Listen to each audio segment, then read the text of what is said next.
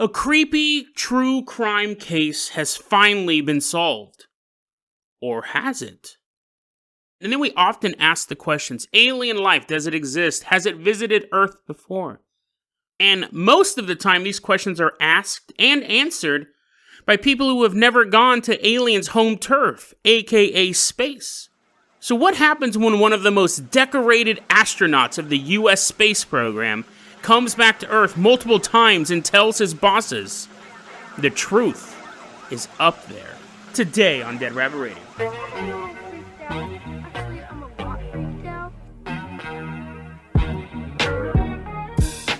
Hey everyone, welcome back to another episode of Dead Rabbit Radio. I'm your host, Jason Carpenter. I'm having a great day. I hope you guys are having a great day too. I hope you guys are having tons of fun, whatever you're doing, snowboarding, I don't know, what else you're doing, mugging Bigfoot. He does have that wallet full of roots and berries that everyone seems to want. Speaking of something that I seem to want, coming into Dead Rabbit Command right now, give me some of that love, and it's our newest Patreon supporter. Give it up for Wob. Everyone give a round of applause for Wob. Wop's a lesser-known cousin. Wob wobbles on into Dead Rabbit Command. Wob, you're going to be our captain, our pilot this episode. If you guys can't support the Patreon, that's fine too. Just help spread the word about the show. That means so much to the show, and it means a lot to me. So if you want to take care of your good old buddy, Jason Carpenter, just tell your friends, tell your family, talk about it online. And I know a lot of you guys do it because we've seen massive increases in this show just in the past week. So thank you very much for those of you who are doing that. Wob, I'm going to go ahead and toss you the hair hang glider. We're going to leave Dead Rabbit Command. We're going to take a nice leisurely journey because this first story is a little rough. We're going to take a nice gentle glide all the way out to Durango, Colorado. And as we were headed out there, I'm sure you heard the sound of a couple people letting go of Wob's ankles. They're like, "No, I'm good. I'm good. I don't want to hear this story." This story is fascinating to me. It's one of my favorite true crime cases, and I've been just, with lack of a better word, digesting every bit of information. That pun will not make sense now. The people who are plummeting away from the hair hang glider, they're like, "I get it," because they're aware of where this story's going. But I've loved this story. It's a tragic true crime story. So as much as you can love a story like this, but the mystery involved has kept me at the edge of my seat. And I'm not saying any of that to downplay the real tragedy of this story. It's just, as a true crime aficionado, this one's held my attention for quite a while. It's been this ongoing process. It's November 18th, 2012. In Durango, Colorado, there is a man named Mark Redwine, a divorced father of a couple boys from a couple different marriages. And he would have custody of his kids from time to time. He was legally considered a good pop. So the court gave him custody on certain dates, mandatory custody. Whether or not the kids wanted to go, they were legally obligated to go. They had to. That's the worst. It's almost like prison at that point. Now, you hope that the kids would come to love their dad despite all of his flaws. Like, yeah, mom and dad couldn't stay together, sons, but I still love you. You know, it takes a court-mandated order to give me the time to tell you this, and maybe over time you will learn to forgive me for cheating on your mom or whatever. But in this case, the obligated court-ordered visitations were not doing Mark Redwine any favors. Because a couple years ago, his sons, Corey Redwine and Dylan Redwine, are at his house. And he's asleep, it's late at night, and they get his laptop. I don't know, this story is very interesting. I don't know what sparked them to do this. Maybe it was just childlike curiosity. You find a laptop. Jason, there's nothing wrong with wanting to use laptops. What are you talking about? What are you, some sort of Luddite all of a sudden? Their dad's laptop is locked. And they bypass his security lock. That's one. And then they take the laptop into the bathroom because they don't want the dad to know that they're on his laptop. Maybe they're expecting to see porn. Maybe they're like, oh, dad might be into boobs, right? You think dad's into boobs? No, I think dad's more of a butt person now that we're having this super disgusting conversation. We shouldn't be. But maybe they want to look at some porn, see what their dad... Who would... I don't know if they're trying to find their dad's porn, but I'm going to tell you right now, that's what they found. I don't know if that's what they set out. Maybe they're just trying to download some V-Bucks app They found their dad's porn. Now, it's not as bad as you think. Usually when we talk about stuff like this, like finding their dad's porn, it's child porn. It's not that bad. But it is so gross. It's so gross that I go to true crime websites all the time. This is so funny. I, with bated breath, waited, honestly, like half the year, like 6-7 months for these photos.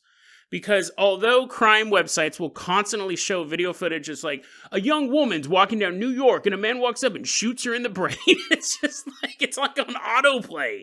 You go to the website and this little like WebM or this GIF of this woman getting blasted.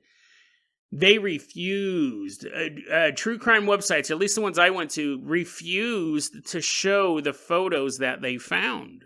They would describe them, but they would barely describe them. They would just say a sentence, and the sentence really made you go, wait, what? I want to see these photos.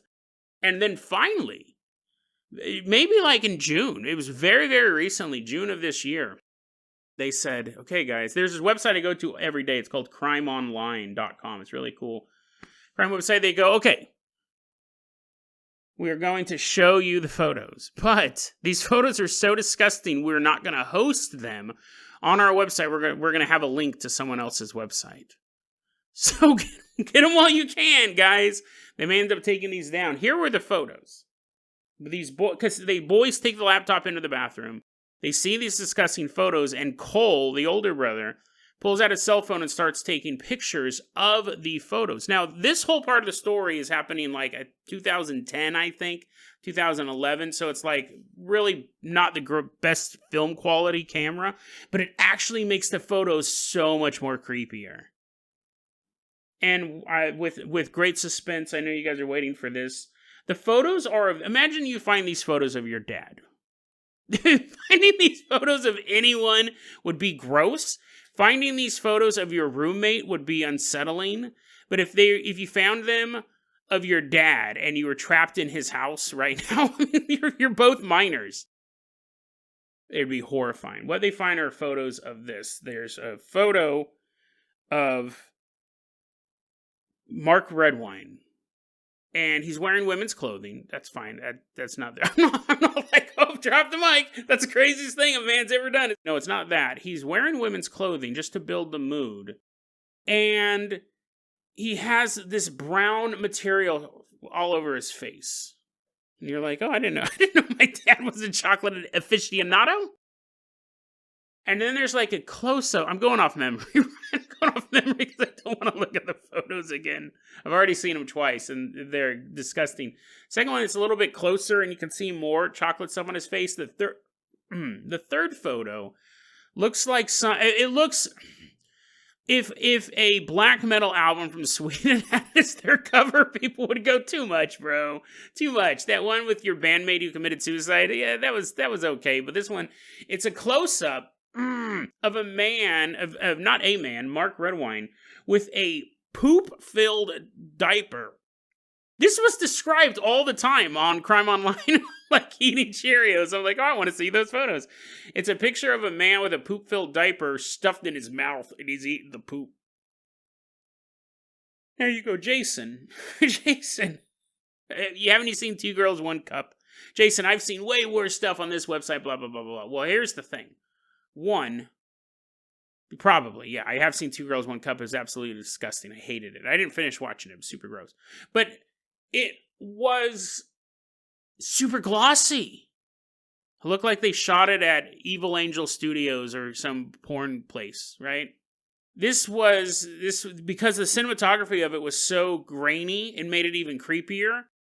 And it was, you didn't know the girls from Two Girls, One Cup, right? You were like, Rebecca, no!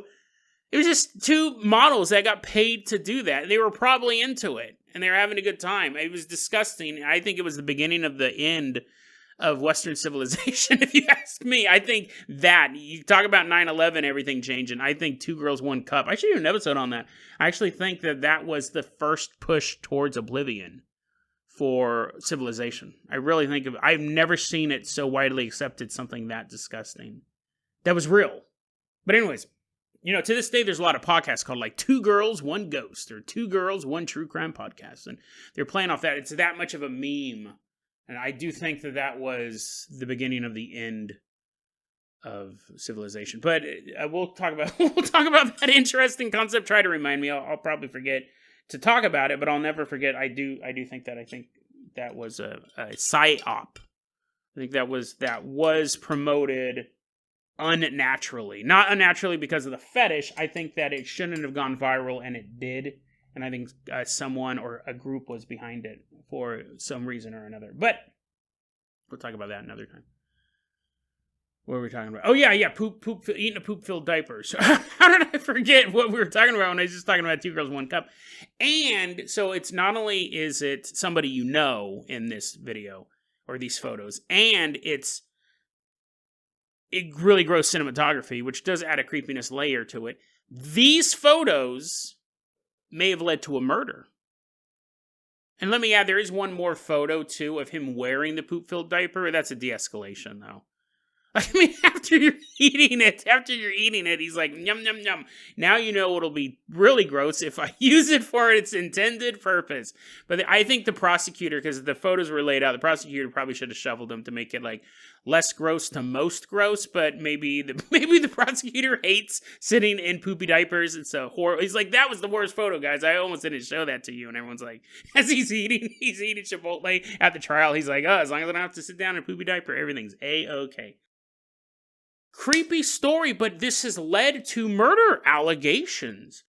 November 18th, 2012, in Durango, Colorado, Dylan Redwine has to go spend Thanksgiving with his dad, Mark, and he doesn't want to. He doesn't want to for two reasons. One, the photos. I mean, you just don't want to visit a guy who you're stuck with. Like, if you have a friend who's into this and you can leave whenever he starts going, I'm hungry. You're like, okay, dude, I'm out. He's reaching for the Denison's chili. He's like, making a marshmallow diaper. You can leave, but you don't want to be stuck with someone who's eating poop. I'm just assuming. I mean, my audience could be like, I'm unsubscribing to this podcast. He obviously doesn't get me. He doesn't understand the deliciousness of my fetish. You wouldn't want to be there, but also he hated the way that his dad was talking to his mom. He could hear him arguing over the phone, and he was like, dude's just a piece of trash. You don't want to be with him. But the mom is like, it's court ordered. You have to go. November 18th, 2012, he goes to Colorado. Mark Redwine picks him up. They go to, I think, a McDonald's and a Walmart. There's surveillance footage of them going to a couple different locations. Then at 9:56, a text message was sent from Dylan's phone. And since then, no one has ever seen Dylan again.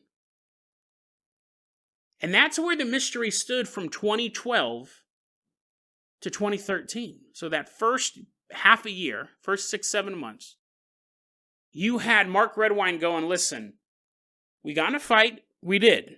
But Dylan ran away. He just left the house. You guys know that he hates me. First off, officers, do you have anything to eat? Do you have anything to eat? Does there happen to be, can we stop at the maternity ward on the way to the police station? I'm famished.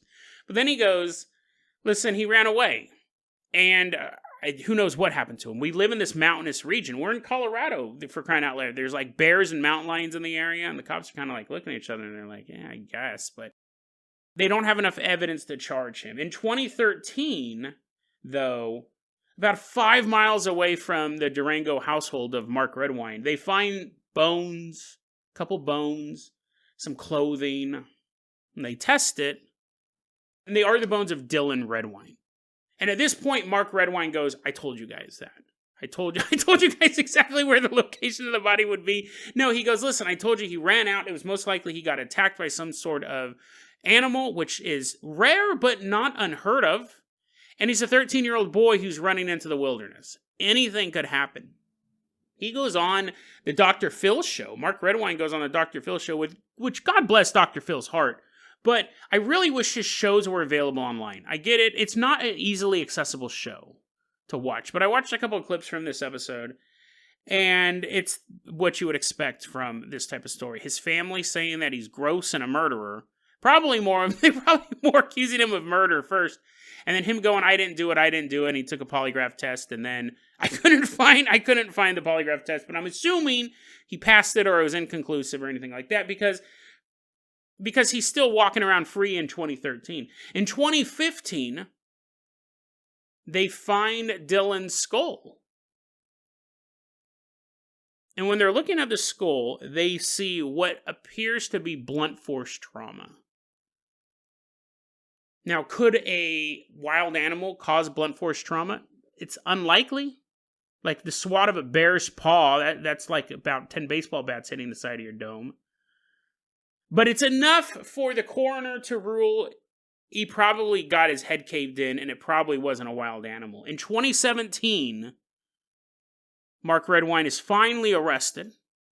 A good 5 years after the event, his disappearance.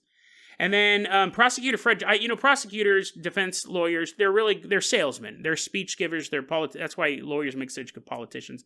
I want to read you this bit of prosecutor Fred Johnson's very short quote here, talking about this trial or talking about this evidence. I love this type of stuff. Quote, after 9:56 that evening, all communication from Dylan Redwine stopped. That night, under the shadow of Middle Mountain, the defendant murdered Dylan Redwine. Unquote. That's really cool. I'm not saying that it's cool that he murdered this kid, but it's very visual. It's very evocative, isn't it? And apparently, he also lived near where the dwarves hide all their gold, Middle Mountain. Blood all over the house. There's going to be blood all over your house. It's just going to happen. He's like, oh no, that blood came from when he was clipping his finger and he got too close to the skin. That was when he stepped on that nail. And you can kind of explain a bunch of stuff. This is such an interesting trial because it does make sense that a kid running out into the wilderness could die of natural causes. And the evidence against Mark Redwine was there was blood of the boy in his house, a house that he lived in, that he drove his ATV down a road where they eventually found the body. It was an ATV road. It wasn't just some random road. It was like where you'd go ATV. And the family saying he didn't seem too concerned about finding Dylan. And he was the only one with a motive. He's found guilty. Based on, that's so circumstantial.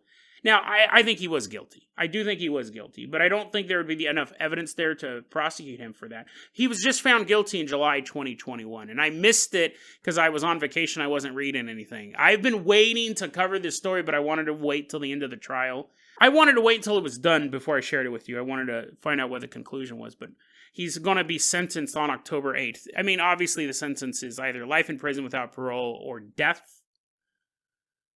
Fascinating story, though. I love it because it's a mystery. It lasted for years. It's actually a pretty good alibi. That's really good defense. I didn't do it. The Bears did. And it would make, in that area, it's not going to work in downtown Sacramento. It's a good defense. It is a good defense. And the weird fetish angle to it as well. If it was a guy just killing his kid, it happens every single day. But, oh man, those photos. So a true mystery. Was he really the guy? I think so, but who knows? The truth of the story could still be out there on Middle Mountain somewhere. Evidence that would show that Mark Redwine is not a murderer, but just a totally disgusting dude. He's going to get into prison. He's like, oh, this prison food reminds me of home. Everyone's like, dude, this stuff's super disgusting. He's like, yum, yum, yum. Yummy in my tummy. Can I have some of your food, sir? Wob, let's go. Wob's like, damn it. I swear, I'm shocked I still get Patreon supporters because it's so random what episode you end up on. Wob's already sent it off. They're like, nah, I'm good. I'm totally good. Wob, let's toss you the keys of the Carpenter copter. We're going to leave behind Durango, Colorado, and we are headed on out to the very edge of space.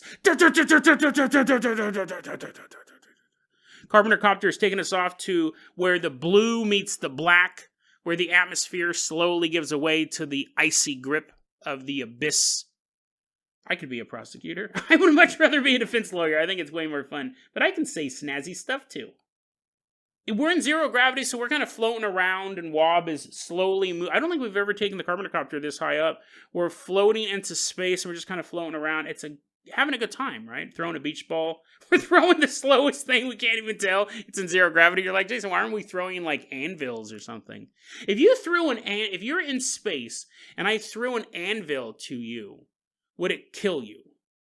Like in real life, if I dropped an anvil on your head, you die. But if I dropped an anvil, your spacesuit gets all shattered. I was like, I was just testing it, bro. You're all, you can't breathe. I mean, but think about it. If you dropped it in space, it would just kind of float there, right? There is no dropping it. I wonder if you could play baseball on the space station. This is why they'll never allow me anywhere near any technology. I'm like, oh, what does this button do? It's CERN. I bring Nelson Mandela back to life. All this craziness. So anyways, we'll let the space nerds, I'm sure I'll get a ton of emails explaining stuff to me, and I do love those emails. I often get them usually from English majors and people who are correcting my grammar. This is one of those fascinating stories that is packaged in such a bizarre way that I just don't understand it. We recently talked about it on yesterday's episode about how journalists are supposed to write their articles in an inverted pyramid, and you put the best information, the most important information at the top, and it gets less informative as you go down so the editors can edit it or the reader can stop reading it and they get the gist of the information at the top. The problem is that paranormal, in particular, paranormal writers are not journalists, but they churn out articles constantly. Now, they may be good paranormal researchers, but they're not journalists. They don't know how to structure an article in a classic journalist way. Drives me up the wall. And I don't want to call out certain I'm going to call out a website now, but a lot of the paranormal websites, they're just a mess. Their articles are just really, really poorly written. No, and not in a informational way. They're just formatted. They're not even written like in a magazine format. They're just written as if someone was... I don't even know how to describe it. They're headache-inducing for me, and I have to read them to get stories for this show. But it's fascinating. You guys, if you're a paranormal researcher, just take a journalism class or buy a journalism book for crying out loud. But anyway, so here's a website that I go to all the time. It's a great website called howandwhys.com. They have a lot of really good information on here. I found a lot of cool stuff. And this is an article called... Well, I won't tell you the title right now. It was written by a journalist named Vicky Verma. Again, I'm not calling you out for being a bad researcher, but it's just such a bizarre... It's not a very well-structured article. I'm reading it, and it starts off with quoting a Gaia article. With Gaia, if you don't know, is middle-aged mom metaphysics. It's a website that specializes in... just the hokiest of the hokies. Unless they're sponsoring this, unless they're sponsoring my podcast or I'm on their channel one of these days, then it's the best source of information around. But as of now, when they're not paying me, just a bland repackaging of paranormal and consciousness and stuff like that. At best. Then they have stuff that's just straight up fictional, but passes as reality, like the guy who says that he was an Atlantean warlord. And this article that they're referencing, Vicky Verma talks about a transcript between Buzz Aldrin and Neil Armstrong as they're exiting the lunar module on Apollo 11. And it's like, here's a dramatic reenactment of what Gaia... No recording of this, by the way. I looked Gaia. I tried verifying it. Future bosses, I tried verifying it. Apollo 11. Those are giant things. No. This is not an optical illusion. No one is going to believe this. This is NASA command. Shh, what? What the hell is happening? What's wrong with you? They're here. Under the surface. Shh. Who's there? Shh. Calling Apollo 11. We saw some visitors. They were here for a while, observing the instruments. Repeat your last information. I say there are other spaceships. They're lined up in the other side of the crater. And then it just kind of goes on from there, right? You're like, Jason, that sounds super interesting. Keep reading me that. What other nonsense are you possibly trying to speed towards? You gave that half-assed reading. I know you can do a better dramatic reading than that. You're an actor, for crying out loud. What could be more interesting than that? Well, that is not true. And the truth is always more interesting than fiction. If I could have found a recording of that, that would have been awesome. I probably would have just quit the show and started a new show where I analyze that recording every day. So in this article I'm reading, I was like, here's the thing. I'm open to it, and I tried finding this. I went to the Gaia website, subscribed. I joined. I'm now an Atlantean warrior, but I tried looking for the recording of this. I tried looking for anything that backs this up, and there's nothing to back it up. It's a transcript. If this was true, it doesn't exist. It doesn't exist. But in this, that's how the article starts off, and my eyes are rolling. My eyes are rolling so hard they've basically achieved a zero gravity. But in this article, after you read about that, you get to Dr. Story Musgrave. And because I'm already primed not to believe what's coming up next, because I'm already like, that isn't real. And I've checked it out. It wasn't that I just read that and I'm like, what? Aliens? Those don't exist. I stopped reading. I go, wait, that's weird. And I started looking for other versions of the transcript or an audio version or any proof that this existed. And it doesn't. And then I go back to the article and I'm already primed to be like, this is made up. I almost didn't finish reading the article. Then they get to Dr. Story Musgrave. This guy goes on the record. There is a voice recording of him talking about what he saw. Dr. Story Musgrave, you may not know who he is. Maybe you do. He helped design essential space shuttle equipment, like spacesuits and life support. He's been to space 6 different times. He's been on 6 different space missions. He is the only astronaut, the only U.S. astronaut to fly in all 5 shuttles, including Challenger, before it blew up. Not afterwards, that would be the feat. You're flying in a Ghost Shuttle, ma. And, if none of that impresses you, he was also a guest star on Home Improvement. Ho, ho, ho, ho, ho. The headline of this article, retired NASA astronaut claimed to have seen snake-shaped UFOs during 2 missions in space. It starts off with this bizarre fictional account of this UFO float. What was it? I don't remember. Oh, they were on the lunar crater and some aliens showed up. Totally fictional. So when I get to this transcript of what Dr. Story Musgrave said, I was like, what? That's not true. But House and Wise includes a link, a video link, to an episode of an old show called Sightings. And let me read you this transcript. This really should have been the only thing the article was about. Let me read you this transcript. On 2 of my missions, and I still don't have an answer, I have seen a snake out there. 6, 7, 8 feet long. It is rubbery because it has internal waves in it, and it follows you for a rather long period of time. The more you fly in space, the more you see an incredible amount of things out there, and that sort of brings to you really a certainty that other living creatures are out there.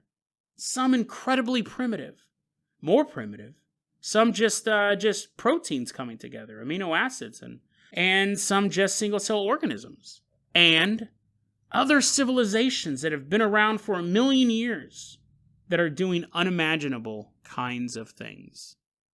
Unquote. And while he's doing this, while he's speaking about this on the Sightings video, they show what appears to be real footage from a shuttle in space. And you see this weird snake-like object floating far, far, far above the Earth next to the shuttle. It's a fascinating story. And I've seen footage like that before, and I've seen the weird orbs and all this stuff that seem to be outside of the Earth's atmosphere. Absolutely fascinating stuff. And here we have one of the most highly decorated astronauts ever coming forward in a non-faked transcript on audio saying, this is what I saw. There's snakes in space. He also does an interview with Forbes later on. And at that point, he's talking more about traditional aliens, what we think of as like greys and reptilians and stuff like that. He finds it odd that they would come to Earth, not because of any sort of technological limitations. He just thinks that they're out there, but why would they come to Earth? Like, what would make us so special for them to come here in the first place? Which is a very scientific way to look at it. It's special to us, just like when we're flying in a plane or driving down the road and we drive past Petawawa, Idaho. But you would drive past it, you wouldn't think anything of it. You only stop there if you needed to, but you're probably going to stop by a bigger city. But to the people of Petawawa, Idaho, it's their town. It's their home. The Fighting Huskies is their local football team, and they got all this pride there, and blah, blah, blah, blah, blah. That we're basically Petawa, Idaho, in the galactic scheme of things. But we do sure love our Huskies. There is a reason. Think about this story for a second. There is a reason why one of these is more popular than the other. Right? There is one of these why we know all about the bases on the moon, or ancient aliens, or crop circles. This is all alien lore 101. This is something you learn when you first start researching aliens. You learn these conspiracy theories. But organic aliens in space floating around like that, single-cell organisms kind of clumping together and evolving in the atmosphere, that's a more of a high-level conspiracy theory. And it shouldn't be, because people who have been to space are willing to go on the record and say this is what we saw. This should be well-known knowledge. This should be conspiracy theory UFO lore 101. It should be one of the first things you see when they talk about it. Before we get to Betty and Barney Hill, before we get to cattle mutilations, before we get to an entire series based on ancient aliens, this should be ground zero.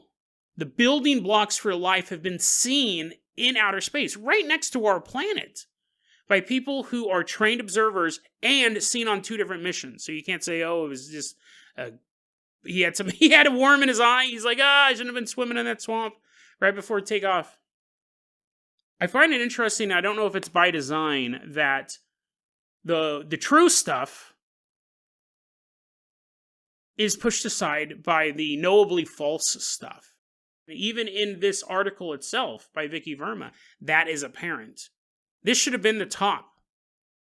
You didn't need the people on the moon, the base, whatever it was, the aliens on the crater. I literally already have a hard time remembering what that was, because it's just fake.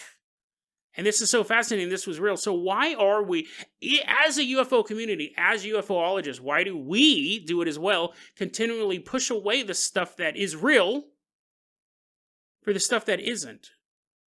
I mean, there have been massive flaws pointed in the Ancient Aliens theorem, and I'll put this link in the show notes again. There's a guy who did a 3-hour-long video breaking it down almost episode by episode, showing how this stuff is not aliens over and over and over again. No one's watching that.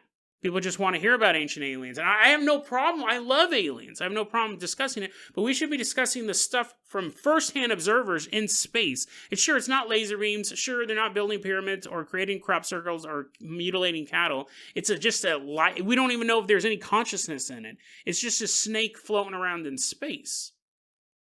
But it's real. It may not be flashy. It may not be dancing with a little top hat. It may not be plotting to take over the world, but it is life outside of the planet Earth. And even in a website, even in an article named after it, the headline is on it. It's buried in that article itself. Is this just because we don't have a big attention span? Is this just because we want the flashy stuff? Or is it more sinister than that? Is someone trying to hide the real stuff from us to sell us the Independence Day alien invasion, or the Space Brothers coming to cure all of our diseases, or the sinister men in black? It's all well and good. It's very entertaining. But the reality of just miles above us right now, there are proto-life forms slowly evolving at the edge of space. May not be enough for a whole series on History Channel or to sell a book. But Dr. Story Musgrave saw these things with his own eyes and put his reputation on the line to talk about them. That shouldn't just be an episode of an obscure television show from the 1990s. That should be something that all UFOologists know. It should be common knowledge among the UFO community. But it's not. And the mystery is, why?